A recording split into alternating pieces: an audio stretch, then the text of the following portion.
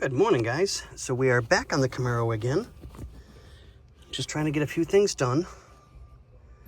So we have the new door handles.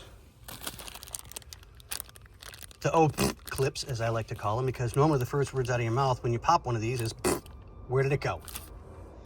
We have the springs to go back on, which we didn't have from the original, from whoever did the work to the car before we got it. The plastic piece that goes in, so it'll go like this.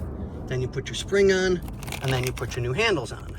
And these are beautiful pieces.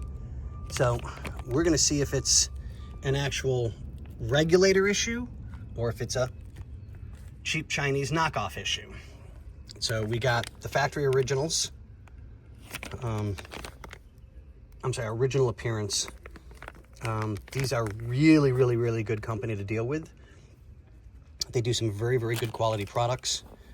We've used them on many of our projects here. So, but yeah, we're gonna do this real quick and see if that solves the problem. If not, I've got to take the door skin off and check the regulator. We don't know yet.